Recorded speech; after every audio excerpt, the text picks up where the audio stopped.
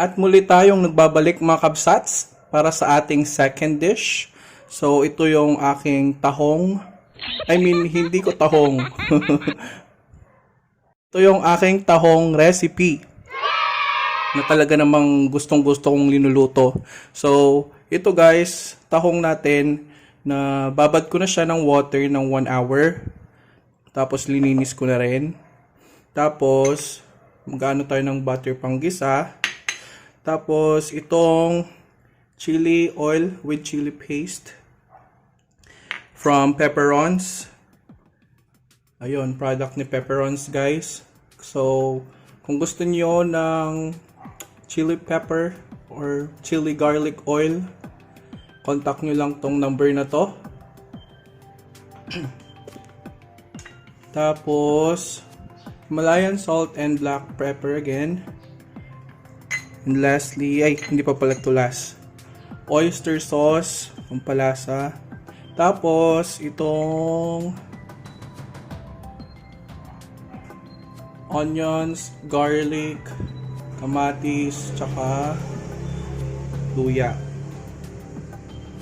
So, let's start the cooking. Ito pa pala guys, ang ginagamit ko na seaweed. Dried na seaweed. Wakame. So masarap siya para sa ating guys. Para sa ating tahong. Ito ang itsura niya. So ilalagay ko 'to mamaya.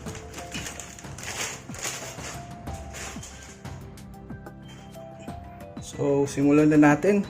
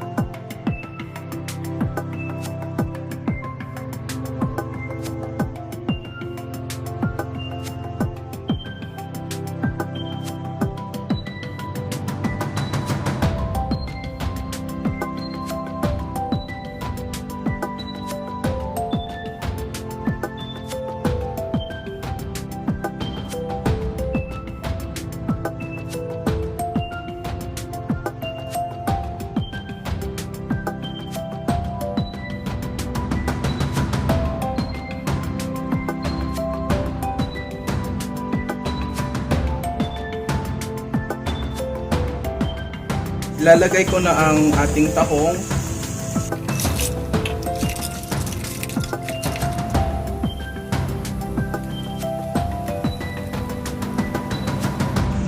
Hahaluan ko na rin siya ng paminta at saka asin. Tsaka oyster sauce para masarap.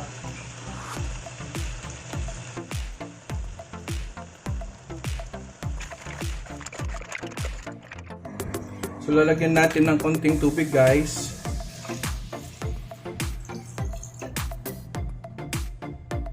Ihahalo ko na rin ang ating chili garlic oil, chili garlic paste, kahit anong pwede.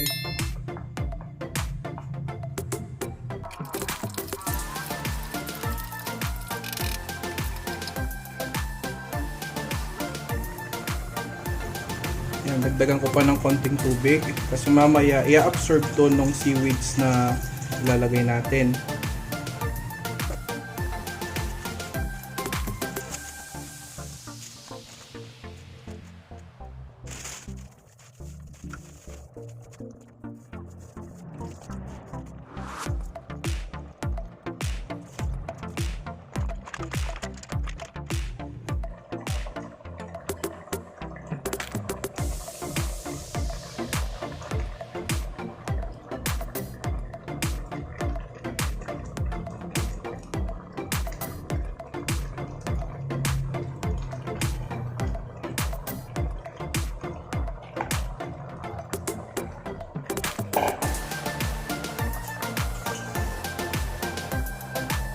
Yan, linagay ko ng ating wakame.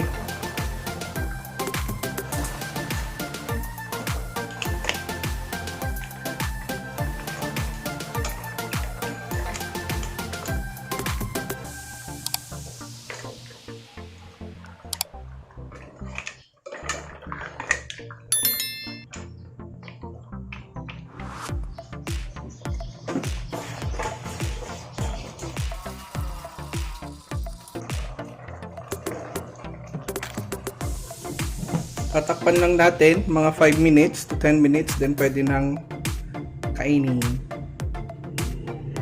Titikman na natin. Ayan guys, luto na ang ating tahong. So, ipapamigay ko to sa aking kapitbahay guys. So, ayan.